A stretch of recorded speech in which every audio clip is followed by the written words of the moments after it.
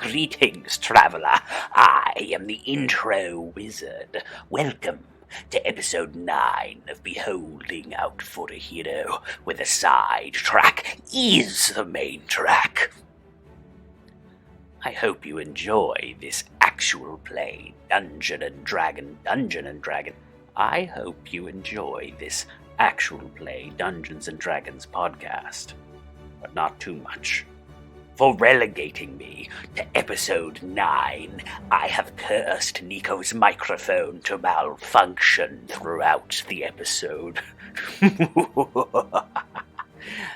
I hope you continue listening to this podcast, as it's simply a few amateur D&D players taping their own adventures and sharing them with the world. And if they continue, perhaps you and I will meet again. Now add like a sound of him like disappearing magically, like poof. Here, I'll give you like a something like that. 1, 2, 3. My hands hurt. Why? Did you clap that loudly? No, I clapped really softly, but okay, so yesterday the power was out, right? And then it was 2 a.m. and I wanted to go. So you were clapping the whole time? No. I gotta entertain myself. I wanted to go get food, but then because the power was out, our back gate wouldn't open, so I had to hop the fence because I didn't want to walk around. So my hands are a little bit scratched up. Oh, Nico. Why didn't you just go out the front? Because my sibling was like, "Oh, do you want me to cycle around to the front and I can pick you over there, or do you want to just hop the fence in the back alley?" And I was like, "I don't want to go around. I'm just gonna hop the fence." Yeah, wood is scratchy. Yeah. For those keeping track, Nico lives in a house with a wooden fence. Get your Dawson fingers ready. Where does he live? Oh my god. In Arizona. In Tucson, Arizona. Sonia. This is how we talk in Tucson, Arizona. Can confirm, have driven through there. Hello everyone, and welcome back to another episode of Holding Out for a Hero. I am Nico, the DM for this campaign, and today's session question is: what is the worst gift you have given or had seen? It's written right there. It's written right there, and I can't read. Edit that out. You know we won't. Or have You seen fool, if you had just not said edit that out, they would have edited it out. What's the worst gift you have given or seen given? Maybe that rule only applies to John. Also true. Alrighty. For me, that would be a gift that I have given, and it was, it took I forgot who I gave it to, but it took them forever to open it because it was a big cardboard box, and inside that was another cardboard box, and inside that was another cardboard box, and inside that was another cardboard box, and then Yep. I don't remember how many cardboard boxes there were. There were at least 3, and then inside that was a tissue box, and then you had to pull out all the tissues to get the money that was taped at the bottom of the box. It made a huge mess, and it took them forever to open it, and it was really funny. And it wasn't environmentally conscious. But what was the final gift? Just cash, yeah. Oh, okay. Could you imagine if it was empty? Yes. Alrighty, next up is... I'll go. Cool, yeah, John. Technically, it's a gift that I both gave and received. So it was Christmas. I worked with my dad to pick out a present for my mom. My sister and I helped, and we all got Mom a rice cooker because at the time we were eating a lot of rice, a lot of minute rice, which is horrible if you've ever had it. And Nope. so... It's true. Continue with your story. Sorry, John.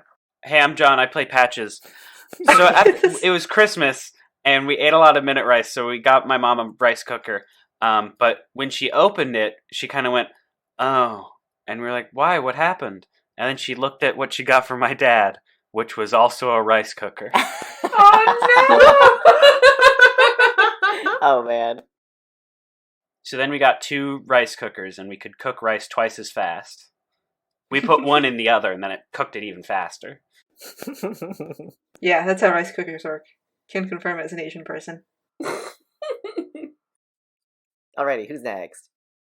I'll go next so that just in case Elaine thought of the same one. Fair enough. It might be. Hi, I'm Ashley, and I play Miki, the Tiefling Bard. My worst gift I've ever seen someone give might give Nico inspiration. Yes. Elaine and I grew up in the same church, and we did white elephant gifts every Christmas. And the spending limit was $20 because this was high school. And so someone had this big ass gift they had wrapped. Our friend Ethan. Hi, Ethan, if you're listening to this, but I know you don't have time to.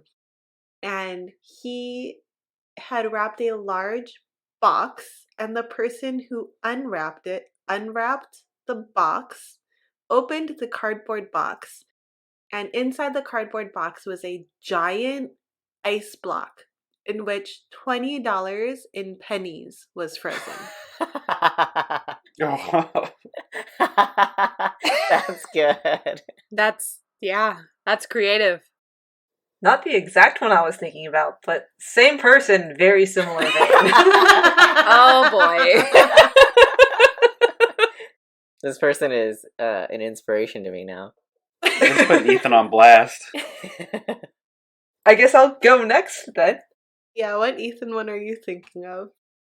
Hi, I'm Elaine. I play Kitty with an IE. My Ethan story was, again, white elephant, and there was this giant present that was like in a ball shape. And they unwrapped it, and they unwrapped it, and they unwrapped it, because there were several layers of wrapping, and then there was a big ball of bubble wrap. And as the person unwrapped the bubble wrap, just pennies fell out. Stop. Yeah. This man is a menace.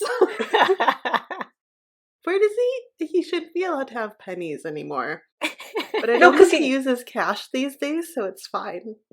I think what he said was he went to the bank and just got like $20 of pennies. You can do that. Yeah. They will look at you like you're a psychopath, but you can do that. So, I don't have much of an answer. Hi, I'm Raina. I play Jem. I block out every Christmas. Doesn't have to be for Christmas. I guess that's true. But the biggest thing that comes to mind is a gag gift that my uncle gave my dad. And it was just like a box. It was an empty box. But the box cover was like one of those as seen on TV sort of products. And it was called like the face warmer or something like that. But it was basically like you would put on a headband and this like portable grill would pop out in front of your face to warm up your face in colder weather. That was like what they were advertising. And that whole year, my dad thought it was the best thing ever.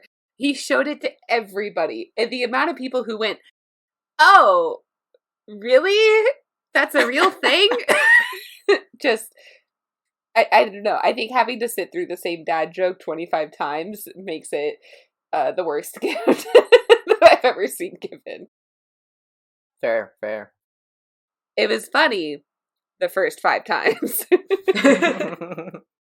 But it was like a 2-year-long spectacle. Damn. Oh man. But that's my uncle for you. Wait, was the grill functional?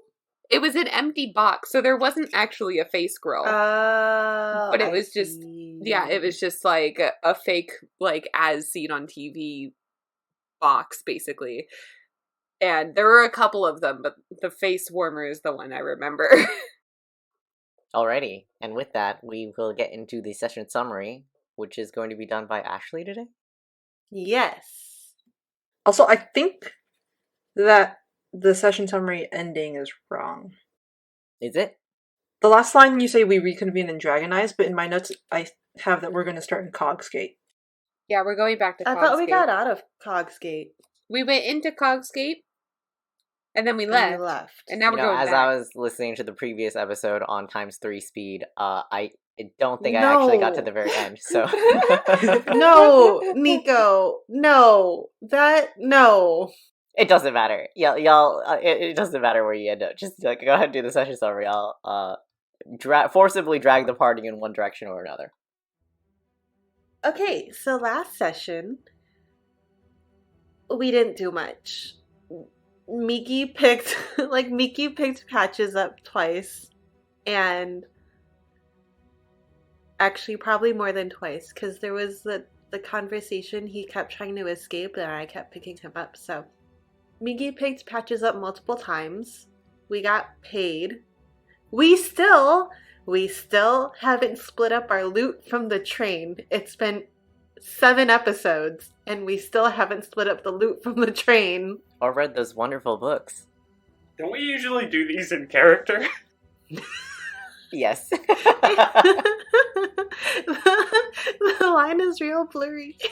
And we followed a really bad smell. And that's what happened last session. Also, Kitty kept making comments like, "Are they flirting?" And the next time she does that, I'm throwing her into a lake.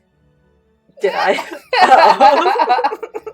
She doesn't know what a lake is. Cut her some slack. She's gonna find out. The beginning of that, we didn't do much, and Patches got picked up several times. You could just put that at the front of every episode as a recap. We accomplished things. We accomplished more things before Patches joined us. Are you sure about that? We We robbed heisted a a train. Oh yeah, that's right. Yeah, that's true. We heisted a train. We had more direction. No, I'm just kidding. 6 hours to heist a train, but we heisted a train. All it took was facing some Sfeals and Waluigi. Yeah. Oh yeah, the Sfeel. Everyone immediately recognizes Waluigi as a common enemy, so that's what drove you guys together and to take action. I don't know. You could argue Waluigi is a tragic hero. An anti-hero, perhaps. Waluigi and the Punisher are very similar in a lot of ways. Regardless of where the party ended up being from last episode, since none of us can remember, it is currently afternoon. I think we all remember, Nico. We all just remember different things. Since you guys are continuing your search for the big stinky, can everyone roll a perception check? Give it up for the big stinky. 12.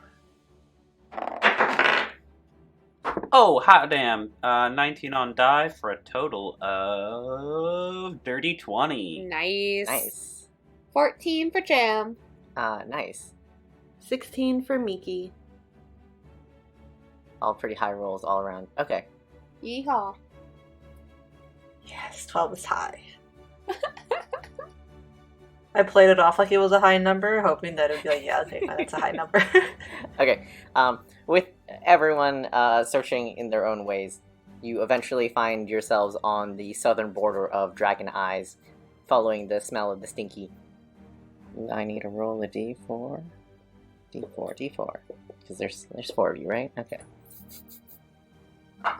You don't know that. There could be 6. What roll did you get on your perception check, Miki? 16. Okay. You are noticing that the smell is slightly different in different elevations, and as you are looking up, you hear, as well as see, a pipe above you that cracks. Can you roll a dex save for me? Why? Excuse me. Well, that's a 7. Oh, save? Save. That's a 9. Unfortunately, the No. between the time that you hear it crack, you don't have enough time to get out of the way of you get lightly misted with some stinky water. Oh no. Although there is a visible crack in that pipe, there is not a whole lot of liquid that comes out of it. And the rest of you, as you watch Miki get sprayed with stinky water, you see that there are multiple pipes and chutes that go upwards to the district above. Does it look like it was intentionally tampered with? Or was it just like a natural erosion? Make an intelligence check for me, Jem. Would that be like investigation? No, I'm basing this off of Jem's knowledge of how pipes work. Can I try and investigate it? Yeah, you can investigate it. Miki has been holding Patches, probably, and just starts, like, using his borrowed cloak to wipe her face off. And you just hear, like, Patches hears her grumble under her breath. What the fucking shit? That's exactly what it is. Probably. It better not be. I got a 14 to investigate this thing. And I got a 19 on my intelligence check. Yeah, between the two of you, Patches, you investigate the actual site of the rupture. There are no, like, you don't see any marks, like, made from other tools or perhaps weapons on where it ruptured. And Jem, you, looking at this type of burst, infer that it might be it's too pressurized kind of burst. Like, these pipes are taking... Okay. I've broken a lot of things in my day. Oh my god. Nobody broke this on purpose. We're just in Los Angeles. All the pipes are bursting. Yeah. I'm gonna look in my bag to see if I have anything to help Miki clean off. Yeah. 18. Yeah, you have an abundance of small rag pieces, just a little towels to help clean off various things. Alright, I will either hand them to Miki or help Miki wipe off, whichever she would prefer. And then just when it's used, toss it on the ground. You have 16 of them. To be fair, I wear a hat with a veil, so, like, would it mostly have gotten on my hat? Yeah, I'll say it mostly got on your hat and your veil because it was a spray from above. Great, the smell lingers. Oh, you're a little stinky. Can I take... You said there's other pipes kind of leading out of that same area. Can I take a look at them and see if any of the other ones are, like, seem funky-wonky? You can see a couple of pipes in the area that you are standing in currently, although most of them are running along, like, very high buildings and ceilings. You can probably get a better look at them from the district above. Oh, like I wouldn't have to, like, scale a wall or something? Because I would. You could, but it's going to be very difficult to, get a good look at it without, like, getting a ladder out. So above here would be, you mean like firelight, or would... It would be the Death's Gate Adventurers Quarter is above the Dragon Eyes. We don't have that map, right? Or Little Barrington, because it's on the southern border of that area. Some people call Patches that. Little Barrington. What do they call Patches? Little Barrington. Boo. Would anyone know where... Shut up. Would anyone know where the, this water is, like, coming from, since it's so pressurized? Maybe we could figure out where it's coming from and see if there's an issue there.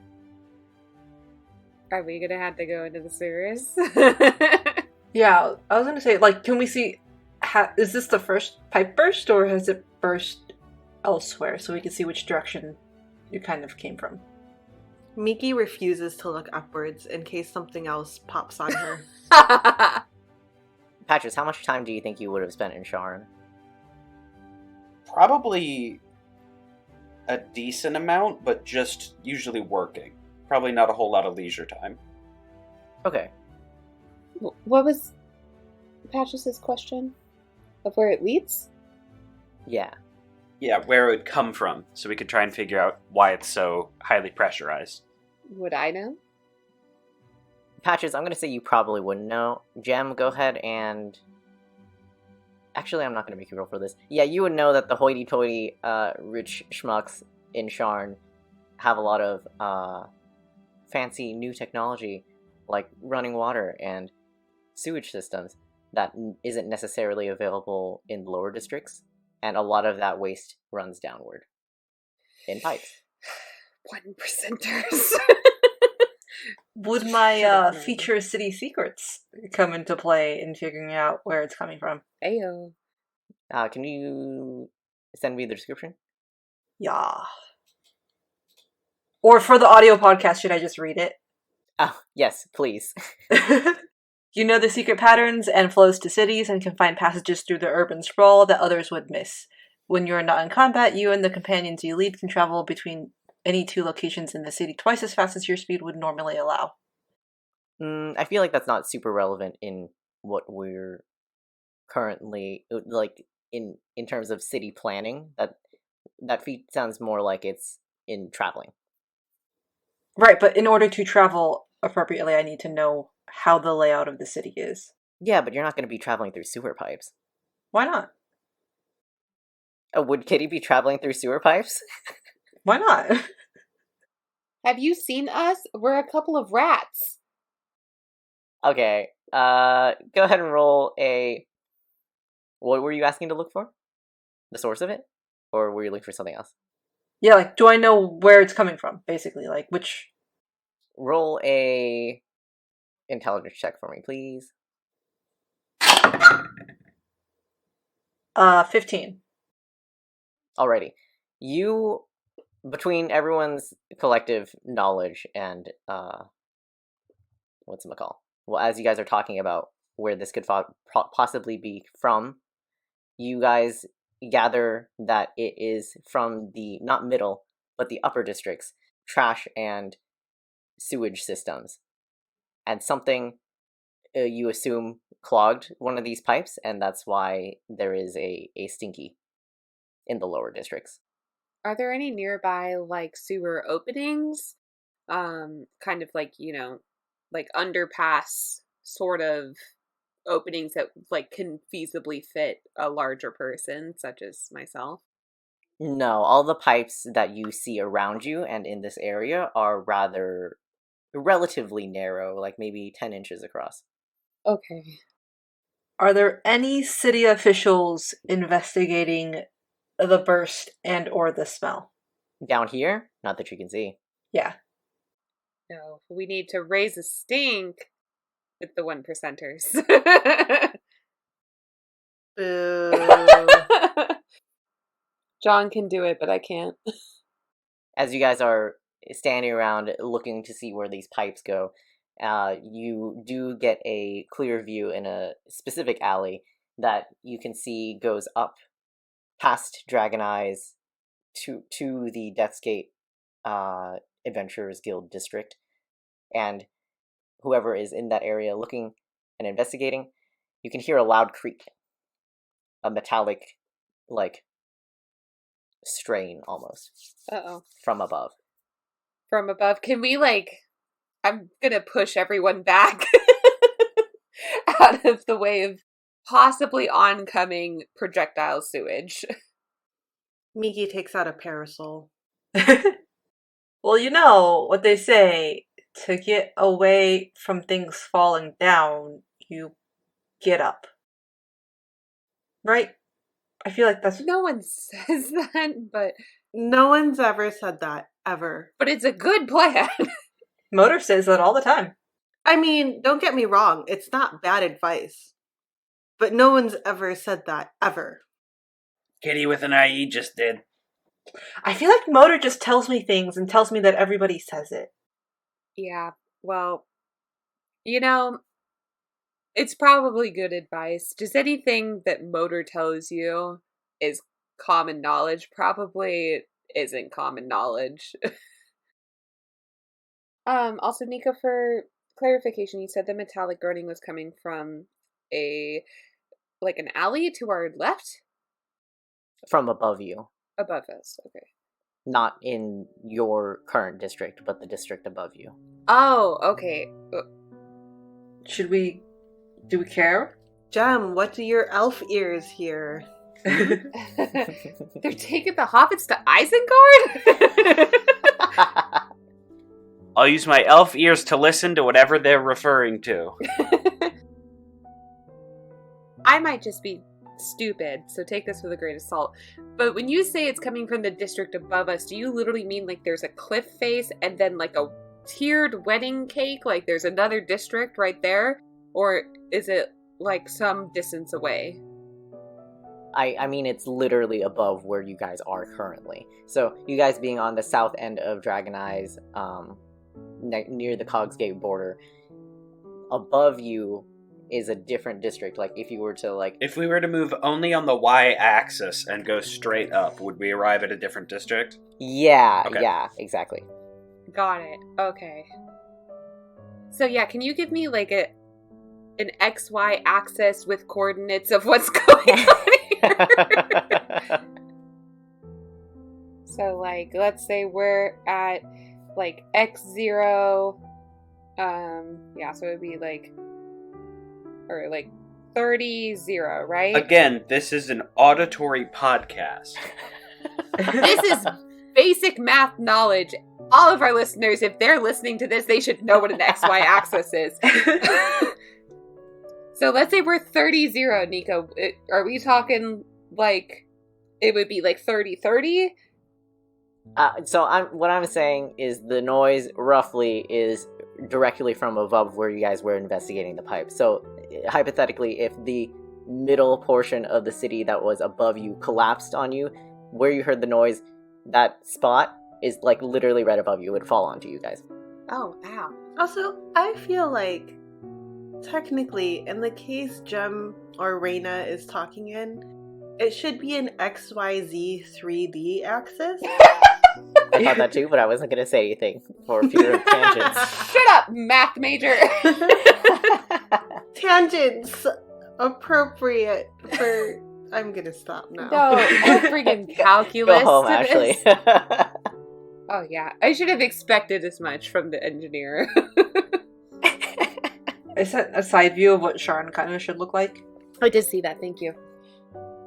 Okay, so it is like a wedding cake. So I guess we should go up to the next level.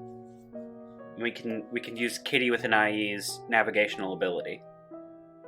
So do we care enough to investigate this? Because this seems like a city thing. Yeah, is there like a city council or like a dragon marked house that deals with the infrastructure, or like a plumbing guild? That would be a Maybe Sean a couple City of thing. Italian brothers? And their arch nemesis, Waluigi. Maybe one of them is played by Chris Pratt? Chris Pratt. I think there's a Dragon Mark guild that does infrastructure, right? Or am I thinking of the Is It? I don't think there is. I think you're thinking of the Is It. This isn't really an us issue. However, we also need a plot for our Dungeons and Dragons podcast. What's a podcast? Patches, your voice sounds different. Oh, Raina, you are gonna freak out. Patches, where did your accent go? Oh, speaking out of character, sorry. Okay, I mean, if you guys want We to... have nothing better to do still, because we haven't actually sat down and discussed what we're going to do. Again. Well, we talked about a lot of different options. We just didn't settle on one yet. Yeah. Well, let's see where this leads, and then we'll make a decision of what to do next. How about that? Oh my god, Patches woke up. What if we find a problem and we tell the city about it and they give us a nice little bonus?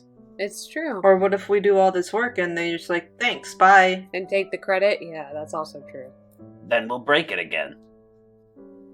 Okay. This is true. What if I now have a personal vendetta against the pipe that broke on me? Good enough for me. That's reasonable and normal.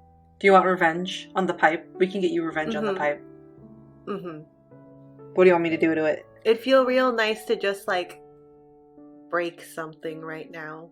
Well, since it's most likely because of the people in the upper districts, aka the 1%ers, I would love nothing more than to fill up their swimming pools and running bathwater and all that stuff with this, icky garbage. Then we should break the pipes up there. You know, if we break them down here, it's just gonna make everyone down here deal with it. Well, wait. Out of character. Because you said that the pipe burst and it really didn't have... You said it was like a clog? It was like a fissure. No, but I mean, like, because when it broke, not that much liquid actually came out of it, all things told. You said that it's possible to insinuate... You assume that kind of break was caused by high pressure. High pressure. Ugh. Undue strain on the pipes. I feel like something's living in the pipes. Let's eat it. It might feed on garbage. So I would not suggest that until we know what it is. Is that a problem? A little bit. Listen, I'm all one for dumpster diving, but I don't know, there's something about it, wallowing in it and eating it, that kind of turns me off to the idea. Okay, let's figure out what it is first. Yeah. And then we'll see if we can eat it. Okay. I mean, how is this different from poop crops, you know? True. It's true. It's true. Or pigs, for that matter. But also... Don't say it, don't say it, don't say it. You guys start walking your way up to the district above you. I can move you all.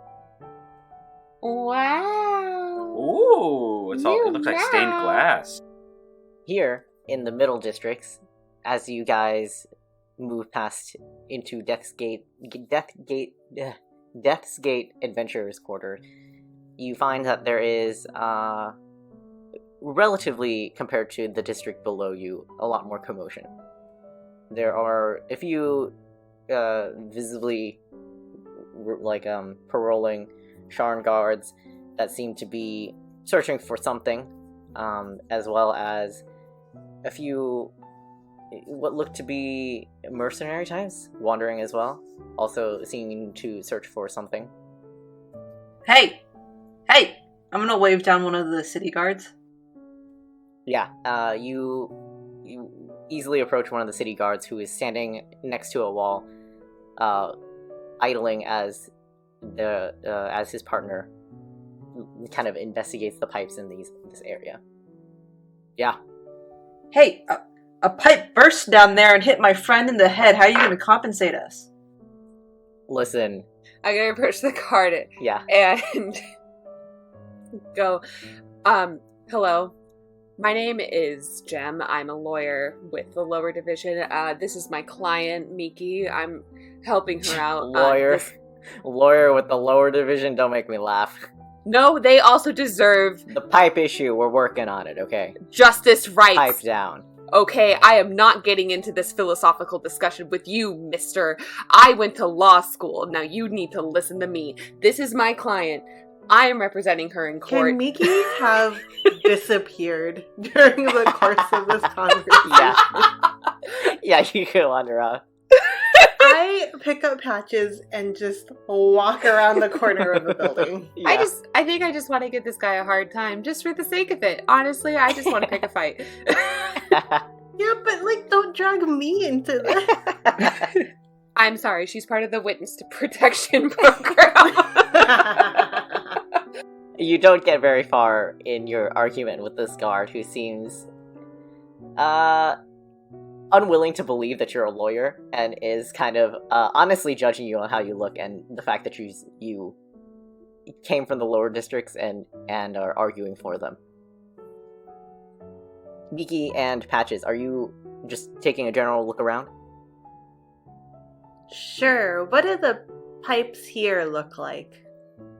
Following back to the area that you were staring up at previously, you can see that there are a series of pipes. There's 3 10-inch round ones running up in parallel, as well as one larger, like maybe 16-inch square chute. Is the chute like a trash chute? You would assume so. As you are staring at these pipes, you see that one of them in particular, it seems, is it your imagination? Is it bulging a little? Ew. Some Resident Evil garbage right there. I don't like it.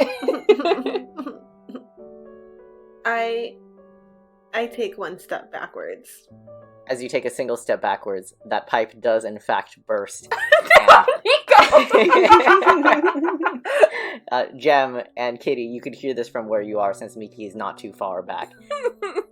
Miki screams. You And definitely then hear that also, too. Really sorry, Patches. Holds him up like a teddy bear shield. Alright, I'm immune to disease. You are not so close to the pipes where you get a full face full of black water sprayed at you, but there is a deluge of a lot of black water spilling out onto the streets. A lot of people are in the area also scream and are relatively, the area is cleared. The streets, the immediate streets that are adjacent to you are filled with black water, and after maybe 40 gallons of water and sewage clearing out from this pipe, it just suddenly stops.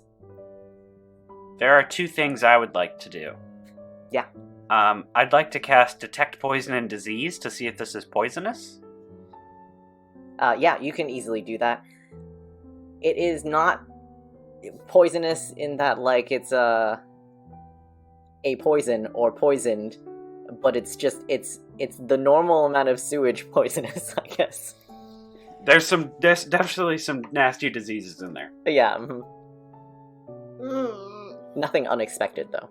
I would like to approach the nearest policeman. I guess I'm currently a bear in a robe covered in sewage, but I'm gonna go up to him. Sounds like a sponge. Oh no. And I'm gonna say, "What the hell was that?"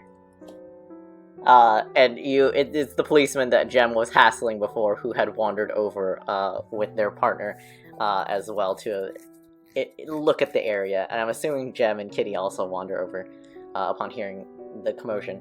I also did roll, and he is only a 3, so it's fine.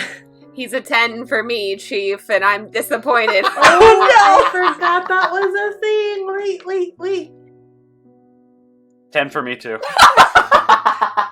Actually, he's a cop. I roll with disadvantage. Oh yeah, that's true. Yeah, hold on. Fair He's enough, an fair eight. enough. No, he's a 1. Wow, what a roller coaster with Jem. Jeb was like You saw super him and hot you're like, until you opened no, but your he's mouth. a cop. That's a 3. I'm not looking. Also, I'm covered in sewage. I walk directly behind Jem so that Jem can be used as a rain cover. If you ask me how the weather is up there. If I have any more rags, by the way, I'm also passing out my rags to Miki and Patches. You, tell me what's going on. Miki is undermining Patches' authority by wiping him down as he's talking. I don't know what the hell's going on. I knew there was an issue with the pipes, but holy hell. I guess we'll get a cleanup team on this. All these adventure types walking around. Are they on payroll looking for what's going on too? Yeah, the rich folk upstairs have been shelling out big money for whoever can get this issue solved quickly. How do we get on the payroll for that? And he kind of jerks his hand in a pointing motion to a large, what looks to be an adventurers guild, and as you stare at the building, there is a side counter window with the label Death's Gate Adventurers Guild. And it's kind of like a... Wow, it's only the second time Nico has mentioned this. It's like a glass panel with somebody on the opposite side of that window. I assume you'd sign up there, although I think you have to pay fees. I don't know how adventurers work. Listen, I gotta deal with this problem, so... Or at least with cleanup. That's where you're Great, finding. I don't want to talk to you anymore either. Yeah, Bye. fuck you too. Get out of here. Expect a subpoena in the next couple of days, okay? Because this is a huge He's already safety walking away. hazard. Why do you keep pretending to be legal representatives? I don't know, I just felt like it. Let's go sign up to be adventurers and make some money. Well, wait, why do we have to sign up? Why can't we just do it on our own and then get paid anyway? Well, do you really want to undermine the union? I guess not. Ooh, that sounds fun. No scabs. Hey, Miki with an IE? Miki with an IE. No, you're Miki normally. Mickey with an EI. Kitty with an IE? No scabs. She can't help it. She comes from a strictly communist society. As Patches marches over to the mentioned Death's Gate Adventurer building, you see that it is a large, squat building with a set of double doors, although for the most part, signs seem to be directing people over to the window. I'm gonna go over to the window. Yeah, approaching the window, there is a middle-aged human man at the window, just idling, waiting for someone to come up. Hi, how much to be able to solve the problem that splooshed on me twice already today? You a part of the Death's Gate Adventurers? Sorry, Death's Gate Explorers Club? No. It's just the name, don't get too caught up on it. Do I have to be? If you want to get paid. Is the Explorers Club fun? Sure, yeah, Well, I'm sold. I don't think I need an insight check that Support the union, huh? This is how this works. You can sign up for I can speak today. You can sign up for the job contract. It's first come, first serve. If you return with the job completed and bring whatever proof you can of it being complete, payment will be distributed in 36 hours if no other parties come forward. Any party who was involved in completing the job will split the payment. How do you prevent somebody from stealing credit? We hope that having people pay the fee to sign up for the job prevents that. You just do an honor system? Yeah, like with this pipe thing, all they have to do is see that the pipe thing is fixed and be like, hey, look, I did that. He said with proof, though. How would you prove that we fixed the pipes? Yeah, that's what I'm saying. Listen, most jobs here are if you kill something, you bring its head or something. So there's something living in the pipes. This is a plumbing problem. I'm not gonna bring you a plunger. Bring the whole pipe system with you. How about we just toss him in the sewer? Alright, let's not get combative with everyone. What, this guy? This is just their customer service executive. I'm not gonna go after him. It's a systemic issue. Okay. Mickey is going to put hands over Jem's face again. Her usual solution to everything. Oh, but you're stinky. You have stinky hands over your I face take now. my veil and I rub it over Jem's face. Here, you can share the wealth with me. Disregarding whatever's happening over there, the guy turns to Patches and says, "It's 12 gold pieces to join per year. 12 gold. Otherwise, it's 5 gold per person for a single contract." Oh, so like 12 per adventuring party? No, that would be per person as well. So to pay that off, we'd have to at least probably do 3 contracts here. Well, so what's the reward for solving this problem? They're paying 500 gold for it to get cleared and fixed. Hot damn. Per person? And why should we go through you? You should go through us because otherwise you won't get the 500 gold. We could just do the 5 gold. Solve the problem. Make a profit. Yeah, we don't need to be lifetime members. I'm not exactly. Yeah, we don't need to It do was the 12. it was only for a year, and we could pick up more contracts if we're going to stay in Charn for a little bit. Are we? Are we? Are we? Are we? That was one of our discussions. We didn't even know if we'd be in town by the end of today, so... You know what, sir? Hold on 1 minute. We're just gonna do a quick huddle. No, we're gonna do it in front of him, and he has to be part of it. As you start to pull people 2 feet from the window for a quick huddle, you hear screams from where the pipes burst previously. There's another one. Can we see it from here? Unfortunately, you can't see what is happening from where you currently are standing, so you'd have to go over there. All right. You guys go. I'll give him 20 gold. You can pay me back later, and I'll sign all the shit. I've got really quick paperwork fingers. Do you have fingers?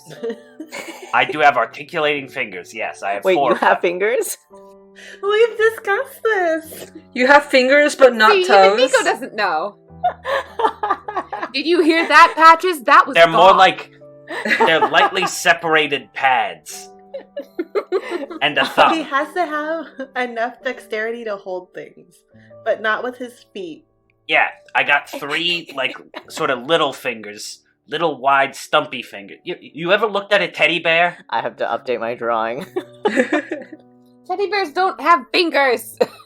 Sometimes they have, like, those stitched-in fingers, but, like, mine actually work and articulate. No, Anyway, bears go- have gigantic fucking fingers. I'm a teddy bear, not a real...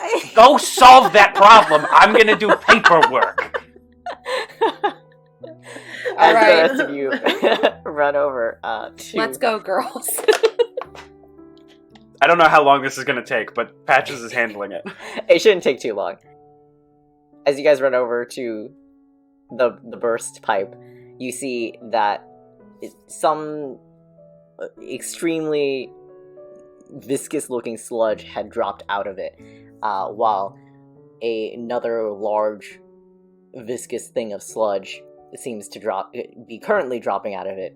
There is a pile on the floor, nearby floor, maybe about 4 feet long, 2 feet high, and as one of the sludge piles moves, you recognize a humanoid face on it. Wait, No. I'm Oh. Is this gelatinous No. form vaguely cube-shaped? No, it's as it moves towards the open street, you can tell that it's more, I guess, humanoid. Humanoid shape would be putting it strongly. Oh, Who the no. fuck poops this out? And we're gonna go ahead and take a break here. We'll come back with a new map. Gotta curb stomp this bitch. Combat! I can't believe I'm gonna be late to the first combat. Fuck! We meet again, traveler. This time I come bearing a message. If you've made it this far into the podcast, then we would like to thank you. The artisans of your experience have poured much time into this art form, and are thankful that you have continued to listen. If you want to learn more about this podcast, with character art, fun facts about the players, characters, and Dungeon Master, you can find them at Beholding Out for a Hero on Instagram, all one word, or twitter.com/BOFAPodcasts, BOFAH podcast. Not with an S, that was a slip of the lip. If Twitter still remains, of course. Now I return you to the action. And now we're back from outer space.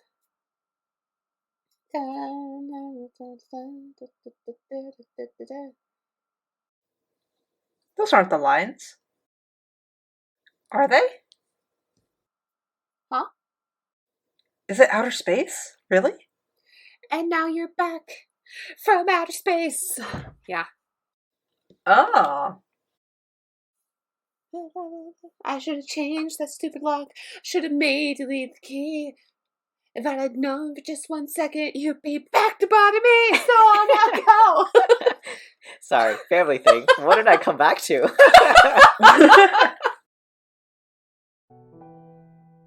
Welcome back, everyone, and we are coming back from intermission. Actually, not everyone. Kitty, Miki, and Jem have just seen weird, faced sludgy monsters come out of the sewage pipes, the 10-inch sewage pipes, and are preparing for a battle. Patches, who is going to quickly catch up with them after signing some paperwork, is unaware of what lies in the streets. The streets are currently clear, and Patches being around the corner doesn't have a visual on the monsters or the rest of the party. Real quick before we get started. Sorry. I have a first level spell slot used. Is that left over that I forgot to clear out? Or have I used a spell this day? No, you cast spells. You cast spells to try to find the source of the stink. Okay, I just want to make sure before I didn't want to wipe it out. I'm pretty sure whatever is on your character sheets is used, because anytime you guys take a long rest, I tell you all to get your spell slots back. Can everyone please roll initiative for me? Including No. Patches. You can't make me. Then you'll just go last. What if we don't want to fight the big stinky? Damn it! My dice heard me. I got a 14. I got a 17. I got a 6. I'm so slow. They're so stinky. Kitty 13. 13? Yeah. And then let me roll for these guys real quick. You're gonna use your bad dice, right, Nico? I'm using an assortment. The bad one actually rolled pretty well. Okay. We are good to rock and roll. Yes, last in the initiative order.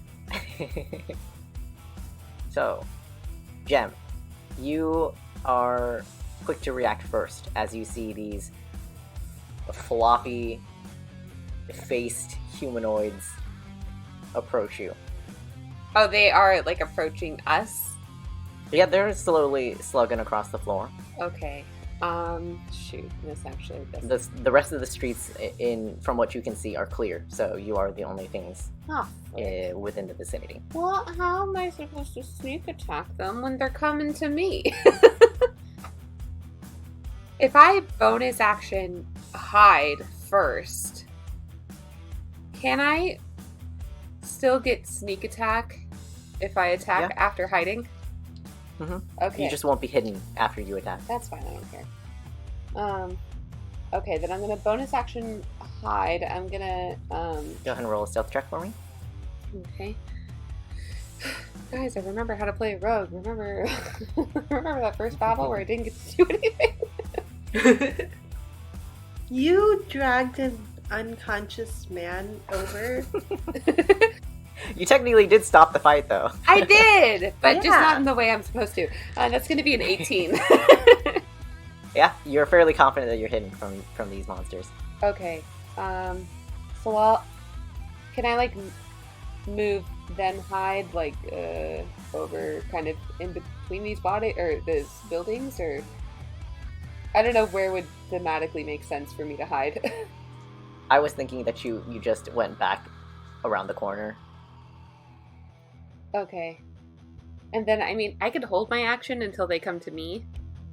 Yeah, you can hold your attack until one of them is in range. Yeah, I'll go ahead and do that. I'll just hold my action. Mickey's like, what are you doing? Why are you hiding? I'm not here.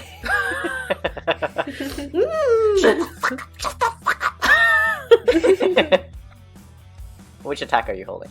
I'm going to attack with my short sword when they get into range. Okay.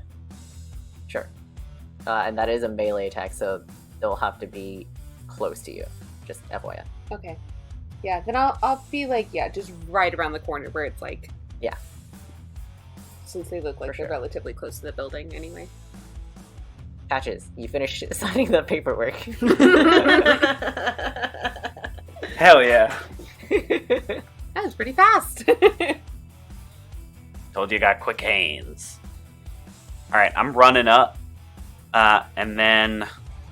You see these sewage-covered piles slugging towards I'm gonna use my action to dash right up to I'm him. gonna bone.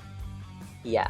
Also, unfortunately, John, because you had said at least like 3 times that you are not wearing your armor, you are not wearing your armor.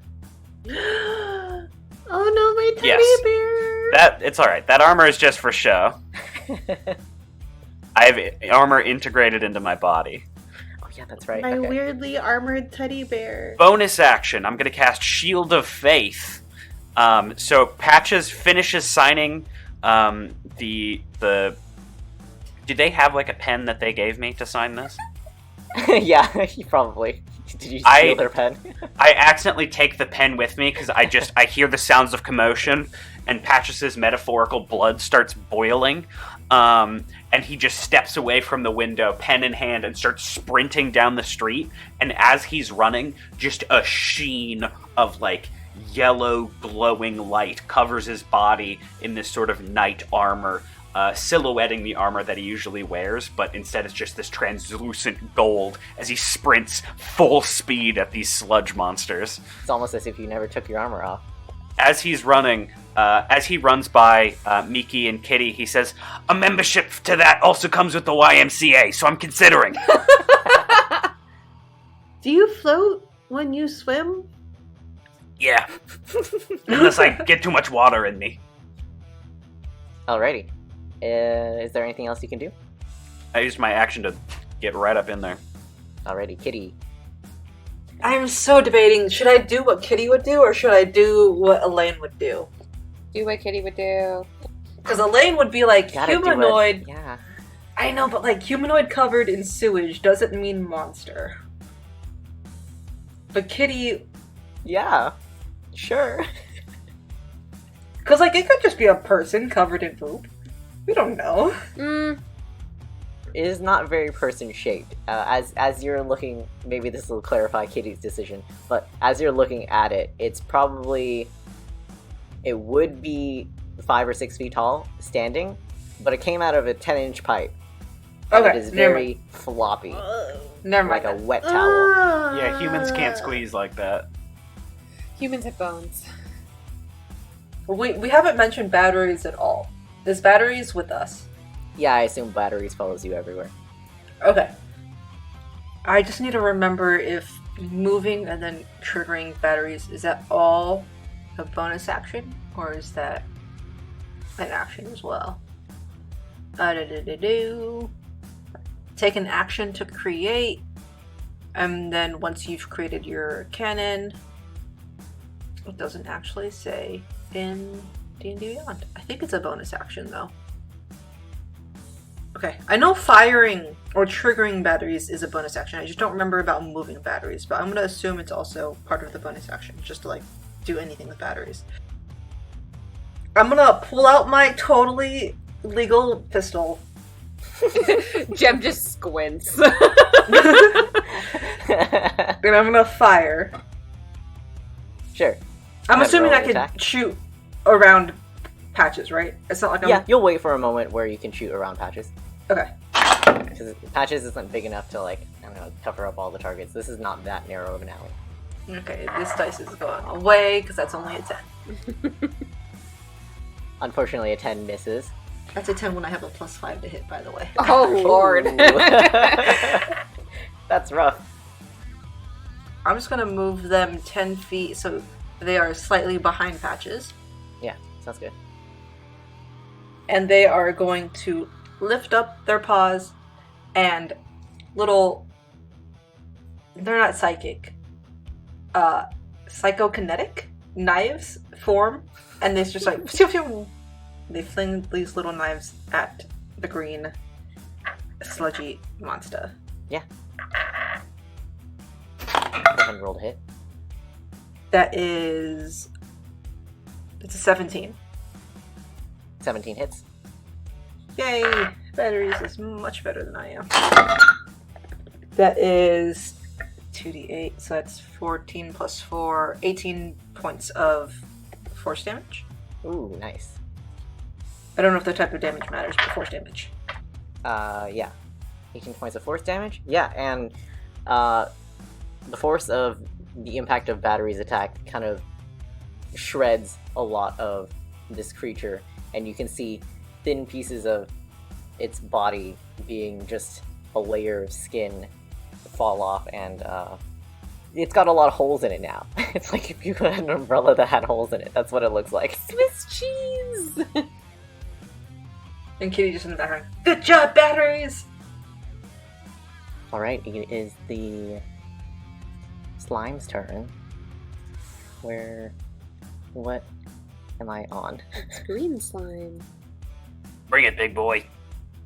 Green slime is going to make 2 slam attacks against Patches. That's gonna be a 21 and a 16. 21 hits, 16 misses. Oh wow, nice. I was all excited because I was gonna be like, I have a 19 armor class, but then you got a 21. You take, I can do math, 5 points of bludgeoning damage. Patches, you can see very clearly that from the pipe drops out another slimy, sludge covered monster. And Patches, from where you are specifically, you can see that another one is wiggling its way out of the pipe.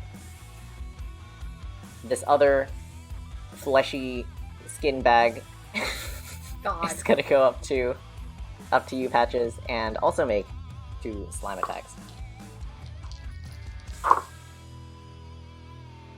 It's gonna be a 20 and a something that doesn't hit. And that's gonna be another 6 points of bludgeoning damage. As this man is whacking me, do I get a sense that this thing is made of slime, or does it seem like it's made of something else? As you are up close and personal with it, you can see it seems to be a sheet of skin from a humanoid. What humanoid, you can't really tell because because of the way it moves, it's like looking at a wet paper towel. You can't really tell. Yeah. Can I roll to see if I could figure out what this thing is? Like if I've seen anything like it before? Yeah, you can roll a Would that be like Arcana or history check. History? That's 10. No, you haven't personally fought anything like this. I personally, as John, know what it is, but Patches, he don't know. Are you telling me this is a worm on a string, Nico? No, it's like a sheet ghost Halloween costume, but it's made of skin. Interesting. It's like, what if you had no bones, but you could still kind of move around? Icky. Mm-hmm. All of these descriptions are so... Sorry. Yeah, I should have prefaced. I said this in my head, but I didn't say this out loud. This episode's gonna get a little gross, so y'all yellow or red me if it gets a little too gross for you. It's okay, I'm done eating. I, as Miki and Ashley, have realized this. If I yellow or red you, do we win the fight automatically? No, I just stopped describing things. They're just made out of Play-Doh instead. It's really just Jabba the 3 Hutt. gingerbread men leap from the sewers. Raw gingerbread pours out from the sewage pipes. Oh, that's almost worse. The Pillsbury Doughboy No, but it arrives. smells so good.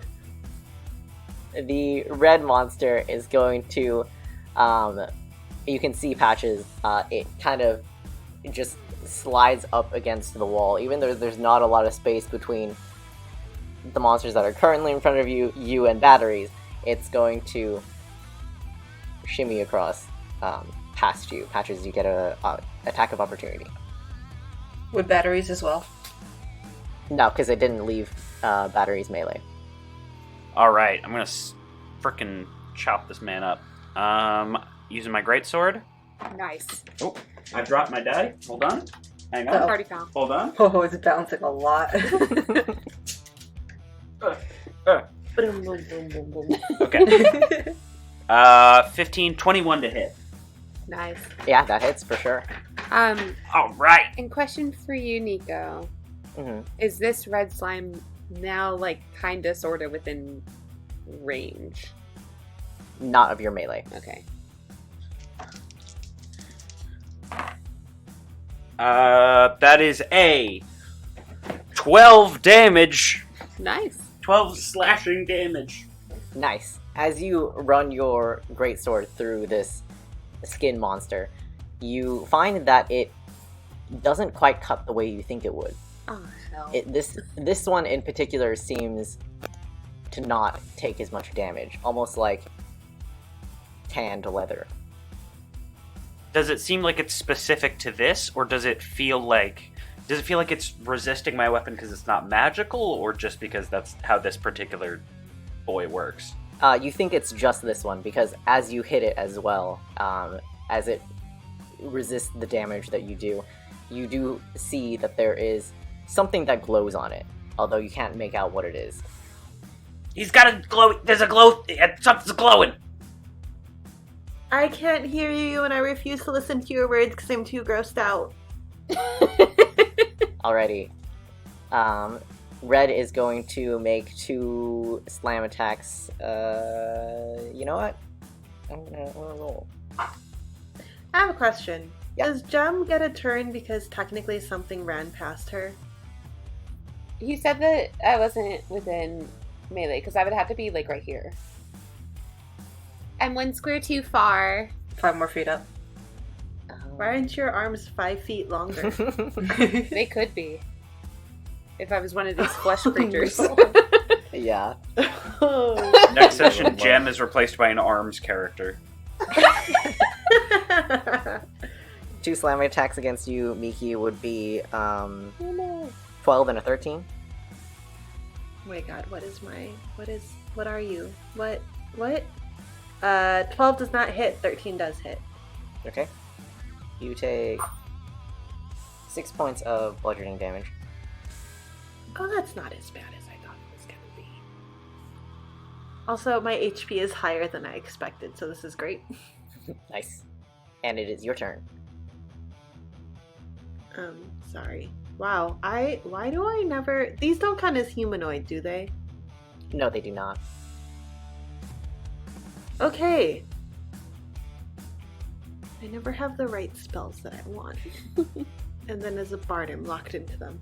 Okay, I will cast Color Spray on the red sludge monster, which, for clarification, the sludge monsters are all the same, but they have different colored dots, and that's how we're differentiating them on Roll20. For listeners. Okay. Color Spray. A dazzling array of colored, flashing colored light springs from your hand. Roll 6d10. The total is how many hit points of creatures this spell can affect. Creatures in a 15-foot cone originating from you are affected in ascending order of their current hit points. Uh-huh. These can see, right? You don't know. As you are staring at the face of this monster, it doesn't have eyeballs.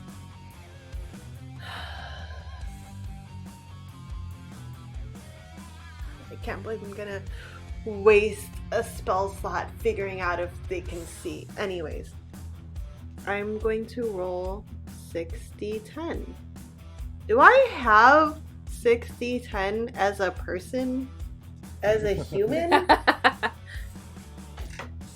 You have less No than one ever collects d10s. You don't have 6 sets of dice? Pathetic. I refuse to answer that while being recorded for my Fake answer. fan. If that's a yes, then yes, you should have 60 I tend to buy sets of, or not whole sets of dice. I'll buy like a D4 here or a D8 here because I think they're pretty and I don't need like 20 D20s. We only roll 1 D20 at a time. What if you have to roll with advantage? Then I need 2 D20s, Elaine. 13, 17, that's a full ass. Oh, that's a 5. 22, 25, 28. 28 hit points total. And how wide is color spray?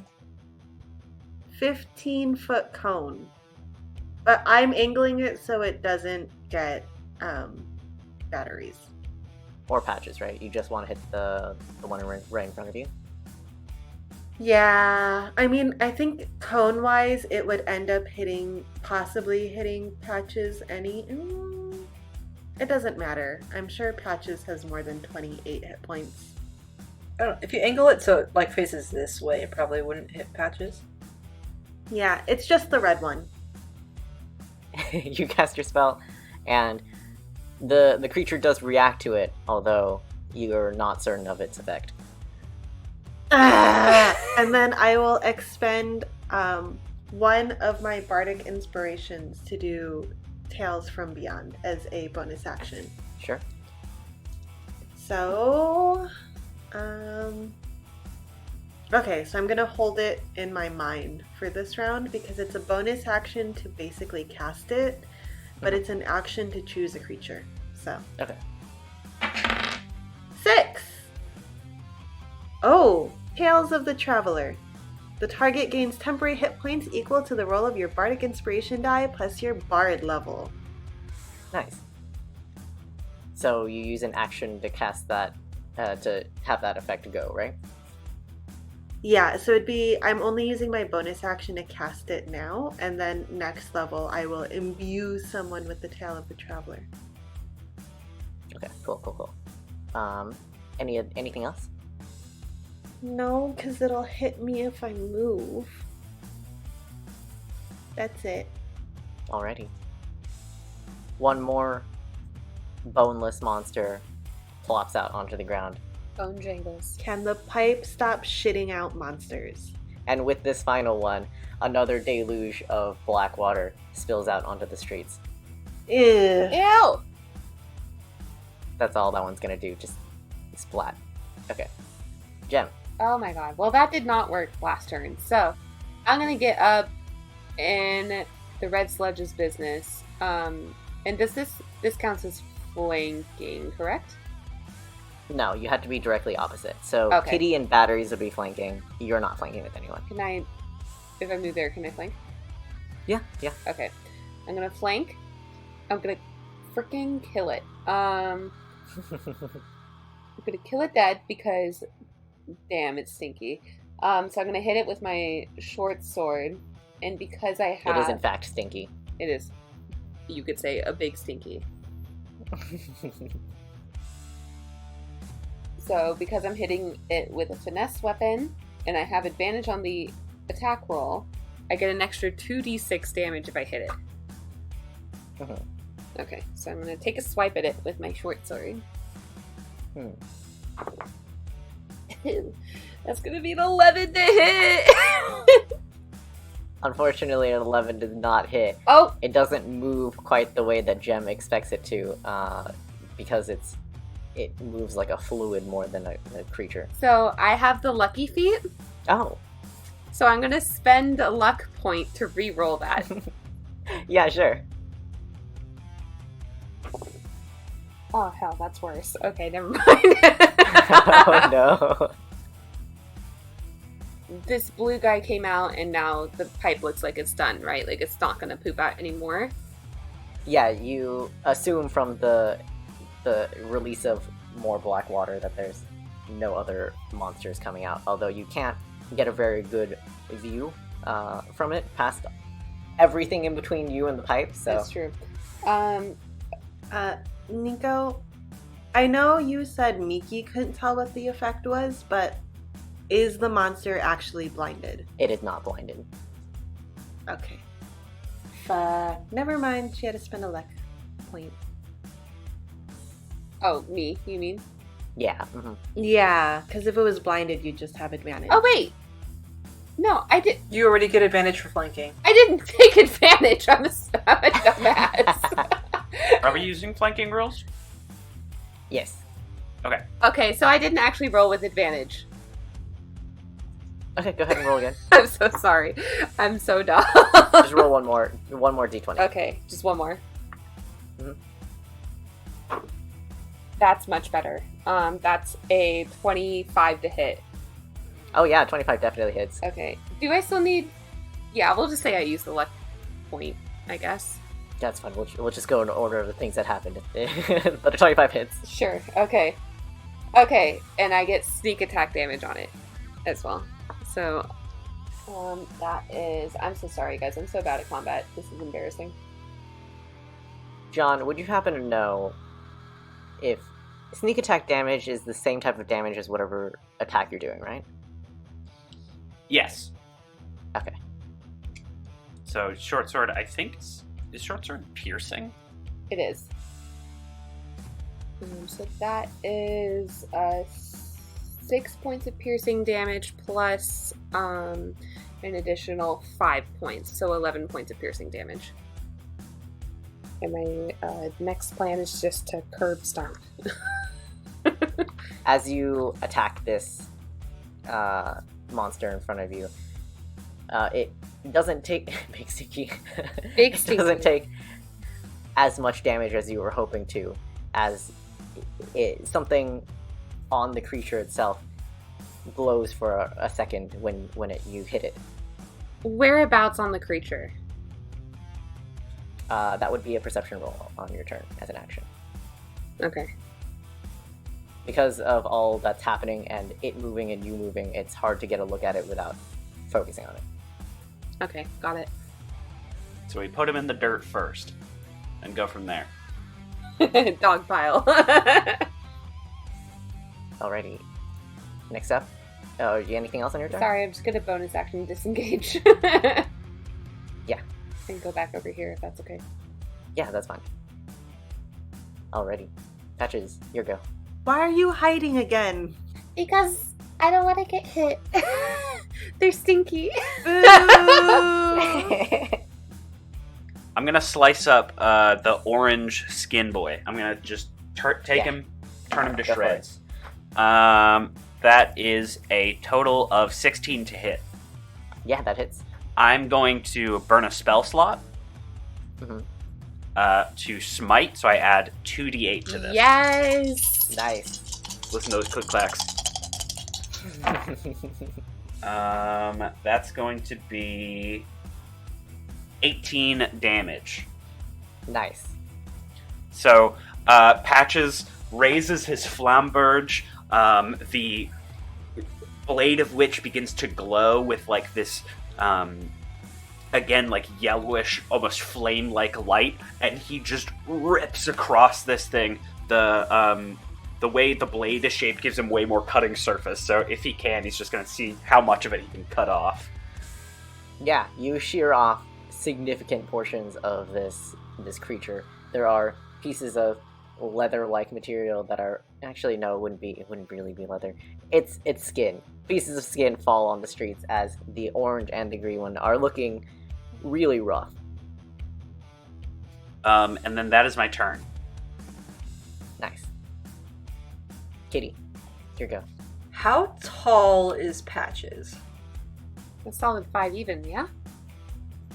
I think he might be. He's 4'11". He says he's 5 foot, though. Oh no. Okay, so what I want to do, Mhm. and let me know if this is possible.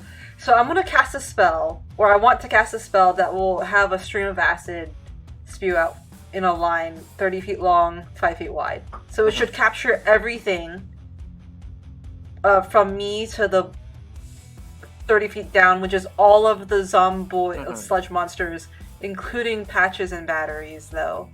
Because I think 5 feet would also include the orange one as well.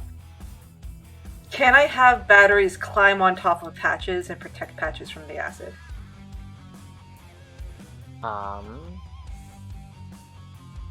Just like bear hug. Which spell is this?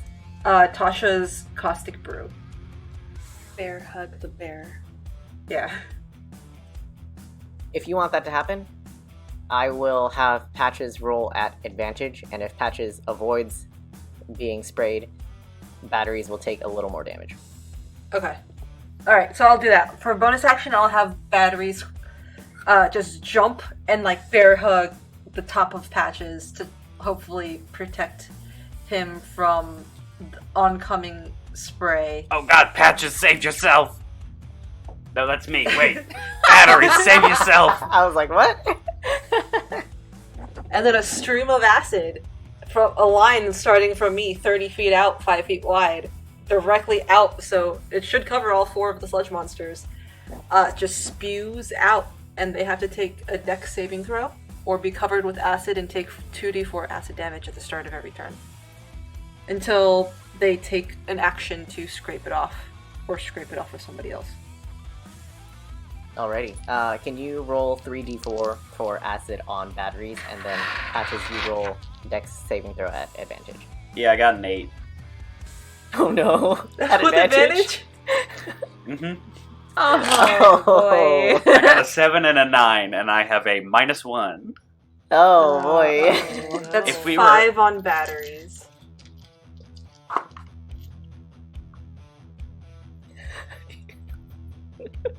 What's the saving throw for? What am I supposed to be? You need to be saving against a 14. Okay.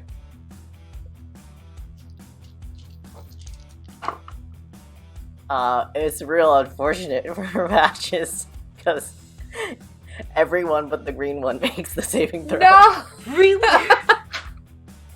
Does batteries also Why are take you hiding, she damage said. now? Where are you going, she Yes. said. My question still stands. The acid does how much damage? 5 to... Well, it's 2d4 at the start of their turn. Which is why I was asking, would batteries... Oh, at the 'cause start of batteries, the turn. Batteries yeah, goes when you technically- go, so Yeah. batteries would take damage now.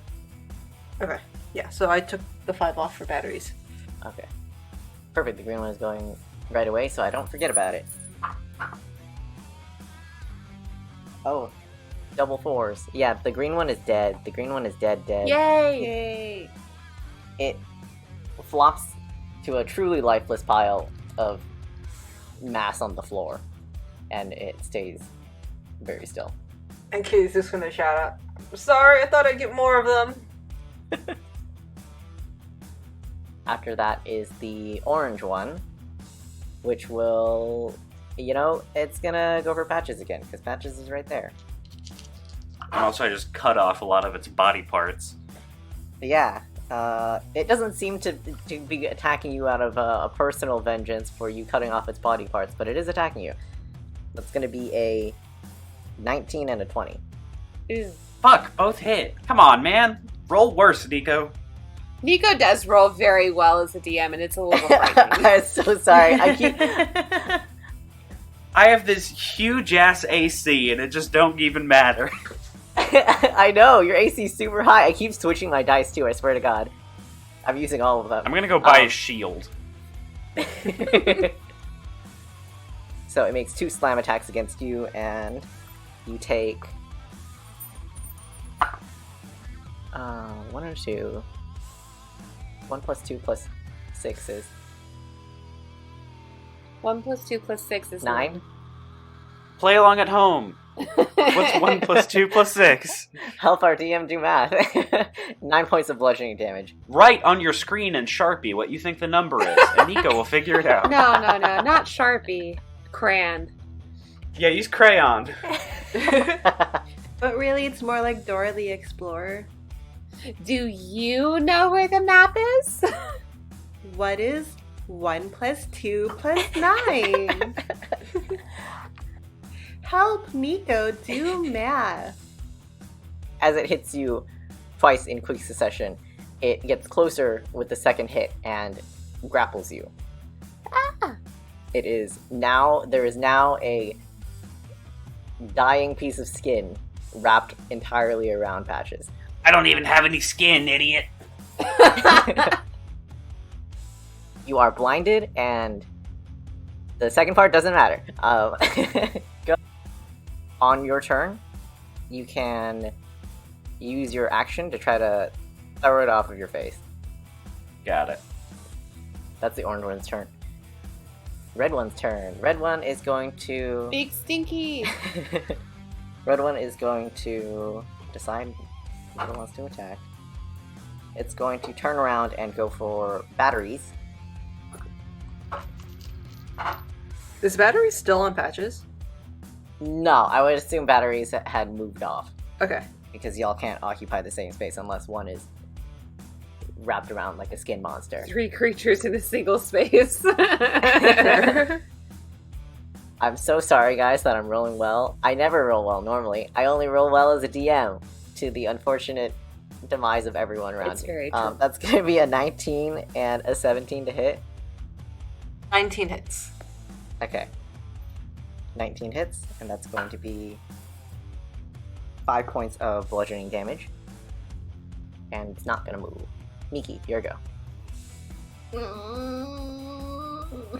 Why is it still in front of me? Okay, I am going to use my action to toss my Tales from Beyond at Patches, because I don't have to like touch him or anything. Nice. Patches, you get 10 temporary hit points.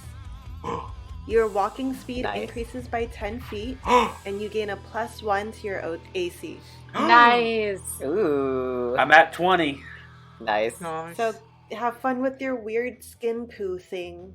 So here's my question, Nico. Because he's Mhm. grappled, would he still get the speed boost? Yes. Oh, wow. But he's blind. He's blind. You're blind. You can't see where you're going. But you do get a speed boost. Hell yeah. You can jog more quickly into a wall. Yeah. No clip. Patches just stinks through the floor. And I have like no bonus actions I can do. So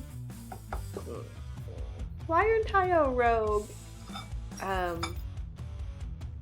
I'll pull out my scimitar and that's it. I pull out a hand axe and that is it. Oh god damn it, I forgot I had hellish resistance. Blue monster's turn now is going to, you know what? Shuffle on over and join everyone here. Uh-oh. Can I try and hit him as he goes past? Yeah, go ahead and roll an Or wait, attack I'm- of opportunity at disadvantage. I'm blinded. Yes, you I are think blinded. you have to be able to see a creature to get an opportunity attack. Let me check if that's true.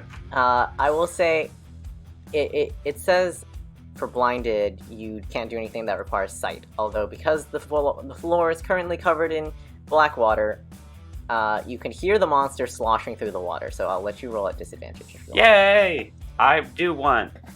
That's worse. Here we go. That's a 13. Not too bad. 13. 13 does hit. Hey! How do we feel about a solid 11 damage? Nice. You don't see this, but everyone else sees that this one has a slight glow when Patches strikes it, and the greatsword kind of, anyone who can see will see that it's a little resistant to Patches' attack. How was that? Was that anything? That was great. Do it again. I'm on it.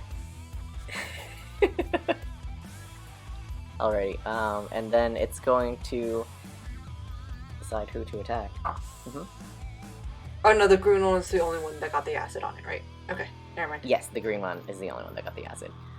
It's going to turn to face Gem. Uh-oh. My cowardice is caught up to me.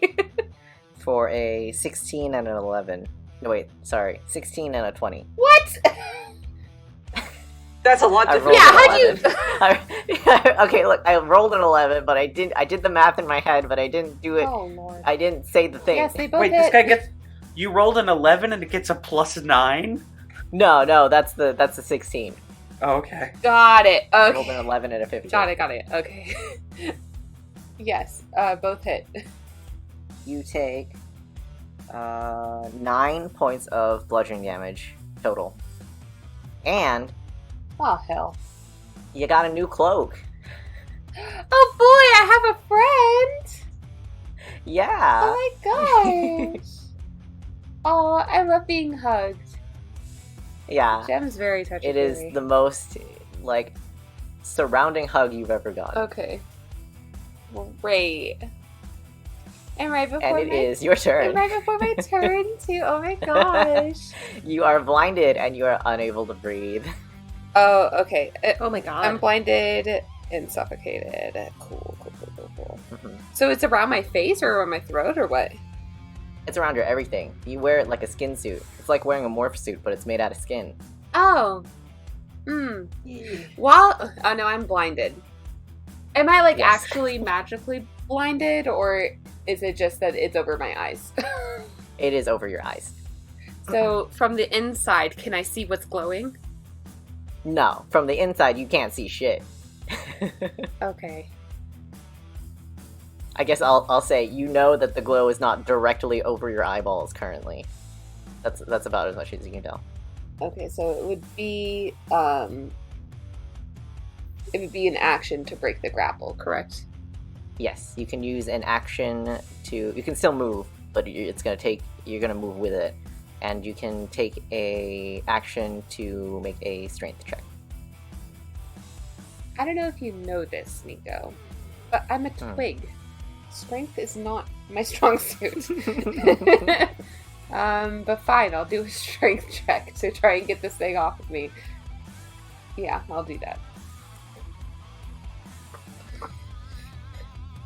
Because, I mean, I don't know, could I reach a dagger or, like, my short sword from being inside this flesh puppet? Yeah, you can. Can I, like, just stab upwards through its little hat? I don't know if you can attack the creature while you are. Like, literally just, yeah, like, imagine I had the sword in my hands and just, like, tilt my chin back and stab upwards. I mean, if I have a towel draped over me, I can try and stab it. Yeah. You can attack it, but it's not going to release you if you attack That's it. fine. You know, you like attacking it and breaking free from it are going to be two different things. But it took a significant amount of damage just by the opportunity attack from Patches, right? It didn't look insanely hurt. Okay. It's got one of those glowy things. It does have one of those glowy things. Yeah, I'm not going to do that much damage on it anyway. I guess I'll just try and get it off then. Yeah, go ahead and make a strength check. An elf doing a strength check? What could possibly go wrong? It's a solid 15. Nice! You are actually able to wrench it off of you and throw it into a surrounding space. That's fine. I'll stay here. Just because. Yeah. It's personal now. But am I stinky? Am I stinky now? You are now. Oh boy. You and Patches are now thoroughly covered in stink. Speaking of Patches, your turn. Sorry, 2d4 damage. Yeah, let's go. I could probably get this guy off of me, but I feel like it's going to be faster if I just try and hit him. So I'm going to try and just, like, take my sword, put it over my back, and just cut. And just, like, pull it like a saw. At least you have smite on your side. Yes, I actually don't. I'm out of spell slots. Just kidding. I apparently used 2 of them earlier, so... that is that's an 11 to hit. 11 does not hit. Yeah. Should I roll the acid damage? Yes, please roll for acid damage. Oh yeah, I've acid on me. Uh-oh. It's a 6. Does the acid affect the creature? No, everyone made the dex saving throw except for the green one that's already dead. Oh. And Patches. That is my turn. Okay. At least 6 is under the temporary hit points I actually gave you. Kitty. We work as a team, giving you hit points and taking them away. She giveth and she taketh away.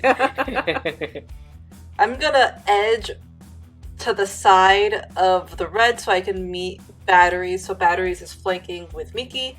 And then I am going to... Oh, Batteries will also take acid damage. Is it still 3d4 for him? Yes. Okay. That was... Ooh, that's 9. Ooh. Oh, Batteries is barely up. Okay. So I am going to... You've done so much damage to Batteries. It's just Yeah, friendly fire. I'm gonna spend my action to rip the acid off of Batteries. Yeah.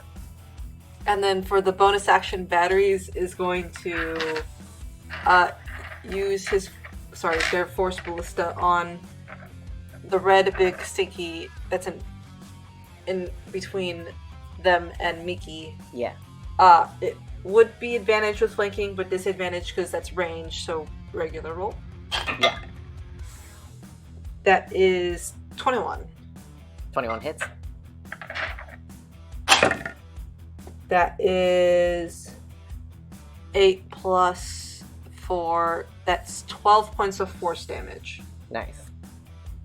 Unlike the times before, when Batteries strikes this one, it does not glow like before and is taking damage like normal. Batteries is able to pierce many holes through this one, and it's looking like it's taking some damage. That's all I can do. Actually, can Kitty edge to get next to Patches? In between Batteries and Patches? Yes, but you you can spend an extra, spend 10 feet moving past Batteries, if you have that movement left. Yeah, because I was only next to Miki, so that was only 10 feet to get to Batteries. And I have 25, so I had 15 feet still. Yeah, I think right there? If you're moving over there, then you're going to take an attack of opportunity. If you move... Oh, right. Yeah, There there we you go. go. Other side. Okay. I'm going to undo my damage from last time. Okay. I'm good. Nice. The orange one is up next on Patches, and Patches, you are going to make a strength saving throw for me. I'm good at those. 19. Woohoo! You take 5 points. Oh wait, sorry. No, you don't take any damage. That's what I thought. Nice. And that's it for that one. John just became a JoJo character.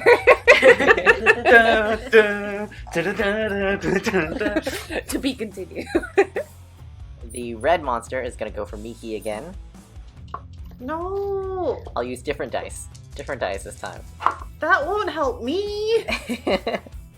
It doesn't help. It's going to be a 21 and a 13. Both hit, Oh no. She's made of tissue paper. but the first time I'm going to cast Hellish Rebuke as a reaction. Okay. How much? What does that do? I need a dexterity saving throw from you. Okay. That's gonna be a 16. Fuck you!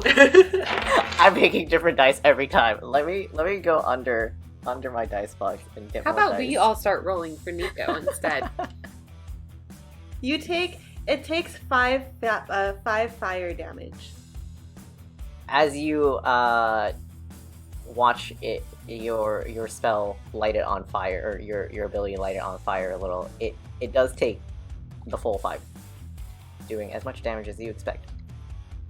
You do take 14 points. I don't want to know. What if you just don't tell me? Are you fucking shitting? I rolled really well. 14 points of bludgeoning damage. And you are now grappled and blinded. Are you... Miki has never been angrier. When it goes on to Miki, it's moving out of Batteries' range, right? You know, I guess that would be true. How many hit points did you say? 16? 14. Both of you guys can make a attack of opportunity. That's a 23 for Batteries. Oh yeah, that hits. And then I don't get advantage because of where I'm at. I can't use my pistol for an attack of opportunity, can I? Please don't. No, it has to be a Considering melee it's attack. now on top of Miki, don't do that. Yeah. That's what I mean. So that's a 19 for a dagger attack then. 19 hits. Yeah. Batteries' force damage is going to be 9. And then the dagger is 6. Wow. Just as it begins to wrap around Miki's head, Batteries hits it, and that seems to finish it off as Miki, as you watch it crumble into dust before you. I'm going to pop over to Batteries and just give it a hug and be like, oh my god, my new favorite person in this party. Upstaged. Miki, it's your go. I mean, but what if... I suppose it's bad party etiquette to just leave. What are you, a rogue? Okay. Well, most of my spells center on blinding people or controlling humanoids, so you know, it's real useful. I'm real useful. One of them is still on Patches. Mhm. Did Jem get the other one off of her? I did. Yes. It's now in front of me. Mono. I will... Taking all my spell slots. I will run up to right next to it and cast Thunder Wave. So I don't hit... Could you not be right next to it so I also don't hit you? I am going to fucking just climb on top of Jem's shoulders and cast Thunder Wave. Okay, yeah. I need a Constitution saving throw from you. Unfortunately, that is still going to hit Jem. It's fine. Why? Because It's it a is... 15-foot Because cube as me as the face. Oh, I see. Mm-hmm. So you're essentially pushing Jem out of the way. Yeah, I'm Okay. making Jem the same face, plain face as me. Okay, yeah. I forget that the cubes are with Yeah, you at the everyone's face. a Yeah. fucking melee fighter, and I am a area of attack spellcaster. I'm not a melee fighter, I just end up in melee all the time. Yeah, and stop it. Get out of the Kitty way. just wants to pistol whip Constitution. someone. Constitution. New die. Constitution. It's not gonna help. 11. Hey! Oh, that helps. So I will be casting. Using my 2d8. sad dice. I have to find another D8. Is that the one I gave you, Nico? Thunder Wave. No, actually, I've been using that one. I've been using the cheapy plastic ones that I know are not balanced. Well, alright. That is 5 thunder damage. 5 thunder damage. Okay. And it's pushed 10 feet away. Be gone, thought. Into the wall, I guess? I don't know. Also, any unsecure objects in that alleyway would also be pushed. I'm not trying to steal anything. I just don't want to get stinkier. And Miki refuses to get off Jem's shoulders. Deal with it. Okay. I'm not a barbarian anymore. I was gonna be like, does Miki count as an improvised weapon? Alrighty. Next up is, I'm gonna say you push Jem back a little, just so I can see both of you. You can ride on my shoulders whenever you like, Miki. You don't need to ask. Thanks. Or wait for battle. Over her shoulder, she yells, "Kitty, this doesn't count as flirting." It doesn't? Kitty's just doing the eyebrow wiggle. Jem, you can see the eyebrow wiggle. Kitty, or Miki, you cannot. Kitty is around the corner. Jem just gives Kitty a thumbs up. It's going to approach Jem and attack with 2 slam attacks. Excuse you. Ooh, this is not helping. Doesn't matter what dice I use. That's going to be a 20-something and a 15. 15 is my armor class. Ooh, okay. That's gonna be 7 plus, 7 plus 5. 7 plus 5 is 12. 12. 12 damage. 12 points of damage as you are, once again, grappled. I'm grappled again? Ah, no. Mhm. This thing really wants to be a hat. Okay. And it's your turn. You are blinded and grappled. I hate this thing. I imagine I only get stinkier. It's about the same amount of stink. It's not like it's picking up more stink. Although, I guess you can really smell the dead of this creature decay. So, it's resistant to piercing damage and bludgeoning, right? From what we've seen so far. The red one, yes. But that's all I can do. Sorry, not bludgeoning. Not bludgeoning? It was not bludgeoning. It was slashing and piercing. And this one you've seen is also resistant to slashing. Okay, slashing and piercing, but that's all I could do. I'm a rogue. You could punch it. I guess so. For 1 point of damage. I get 2 points of damage. Oh, Thank do you? very much. There's only one other form of attack that I could do, and I refuse to do it.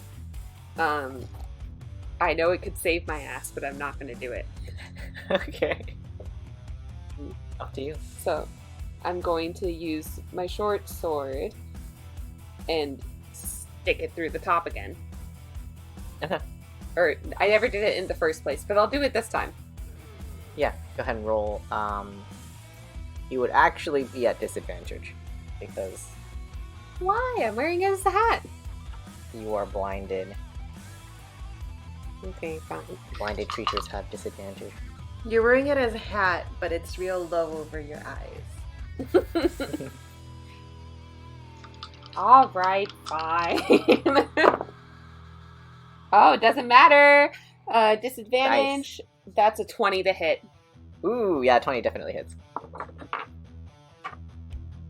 That's 9 points of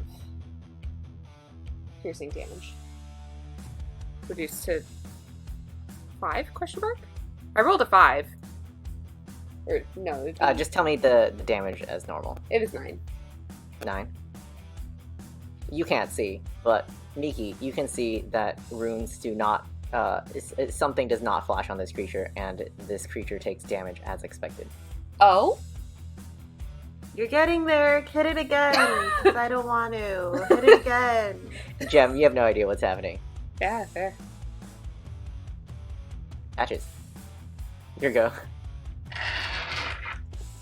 Okay. 5 points of acid. Oh yeah, 5 points of acid damage. Okay. You are still blinded and grappled. I'm gonna try and kill this thing again. Yeah, go for it. At disadvantage. That's a 16. 16 hits. Nice. And a nat 20, but... Ooh. Oh. Oh, baby, that's max damage. That's 16 damage. Whoa! Nice. It is definitely dead. It was hanging on a limb before, but now it's like for sure dead. As you slice this creature from around you, it falls to a pile on the floor, just like the green one that you killed before. Oh wait, no, that's the acid damage. But you do see the other one on the floor as well. As soon as it does, I'm gonna rush over to this one. I can't do anything yet, but I just want to be near it so that I can help Jem out. And I look to Kitty and I say, Kitty with an IE, can batteries search for that glowy thing? Alrighty. And Kitty, it is your turn. So Kitty was running up to Patches, being like, I'm so sorry. I'll fix it. And then Patches ran past her. Yeah. So Kitty had to pivot and be like, I'm sorry, I'll fix it. And then we'll use her action to rip the acid off of Patches. Yeah, can do. Patches, you are no longer taking acid damage at the start of your turns. excellent. And then she's going to assume he meant to send batteries to the orange one. So she will have batteries go to the orange one and search. Yeah, Batteries looks through piles of skin and does not find anything glowing. Nothing. Good try. And that's all my actions. Miki, your go. What if... I mean... Do I have to? I mean, it's looking hurt. You could just stand there. I know. No one's gonna know. You're around the corner. Oh no, wait. Actually, Patches is gonna know. No, everyone's gonna know. You just hear Jem going, You could. I just make quote, encouraging unquote, noises like, uh-huh. Yeah, you could quote unquote accidentally miss. Yeah, you can pretend to cast spells. Oh no, they're not working. I just don't want to use... I guess I have cantrips. I can cast cantrips. I'm gonna cast Ray of Frost on it. Do you have Vicious Mockery? That's my favorite cantrip. No, because I, as Ashley, feel really bad insulting anyone, including fake monsters. oh. And as a result, I don't like using Vicious Mockery. Oh my god, give me that spell. That is an 18 to hit. 18 definitely hits. 1d8. I do 7 cold damage, and its speed is reduced by 10 feet until the start of your next turn. Nice. It's looking hurt. It takes cold damage like you would expect it to. Jam, it's getting a little chilly around you. Oh, I don't need know a sweater. Wild. Ooh. Okay, anything else? How hurt does Patches look? He's not in great shape, but he's alright. That's it then. If he's not, like, dying, I'm not gonna heal him. Alrighty. Gem, can you make a strength saving throw for me? That's just a solid average 10. Okay. You go ahead and take another 5 points of damage. Someone get this thing off me! And it is your turn. Okay, I'm gonna stab it upwards again. I want this thing off of me. Yeah, go ahead and roll disadvantage to stab. I'm gonna use my 2 liquid core d20s. Not to be confused with cottage core. May they serve you well. If they did serve me well. That's another 20 to hit. Ooh, nice. Yeah, that definitely hits. And this, does not... Yeah, I'm rolling a disadvantage. I wouldn't get sneak attack. That's another 9 points of piercing damage. Nice. As you give it another literal blind stab, Patches and Miki, you can see that this creature, also as it goes still, it begins crumbling into dust, essentially. And it is dead. It dissolves completely. I just... I like to think Jem just, is like, get off! Gem, you are showered in a strange, gross, ashy powder. And because I was already, I assume I was wet as well. Yeah. From the Yeah. black water. Yeah, so it's sticking, huh? I'm like, Uh-huh. I look like I was just dipped in batter. Yeah. Ready for the deep fryer. Ugh. Miki will ask Kitty for a handkerchief and start just unwillingly cleaning off Gem's face. Kitty will absent-mindedly hand that over, but is spending as much time as necessary to bring batteries back up from 1 hit point. Yeah. I'm at 5. I want to look through the sludge for that, anything that glows. And maybe I'll try and stab the sludge a few times to see if that triggers anything. The sludge that's near you, or the sludge that's near... The sludge that's right here near Gem. Okay. It's mostly just black water sludge. As you're shuffling around in these piles, you do see one area that has a more concentrated pile of ash dust, or it was at some point. Now it's imbued with water, so it's just kind of silt. You don't find any solid objects. Okay. Well, besides what's in black water, but that could be easily dismissed. I'm going to use my Lay on Hands to heal Gem for 10 hit points. Thank you. And then, Miki, are you hurt? Oh yeah, but I was gonna do, if we were willing to take a short rest, I was gonna do hit dice and Song of Rest.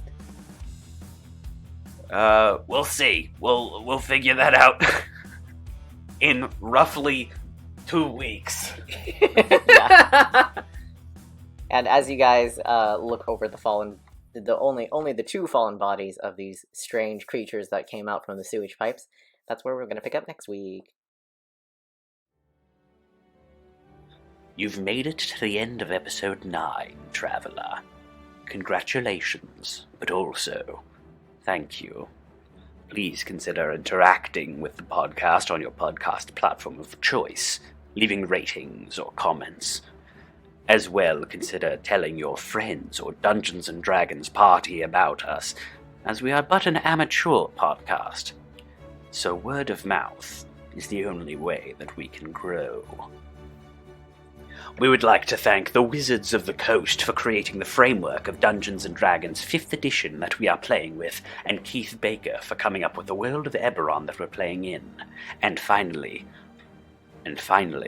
my good friend's dog, Hanabi Ohime, for moral support. The Holding Out for a Hero releases bi-weekly, and you can find us mostly wherever podcasts are found. We can't guarantee we'll release it everywhere, but you can be sure that we did our best. We will see you back here in 2 weeks for a special Christmas episode.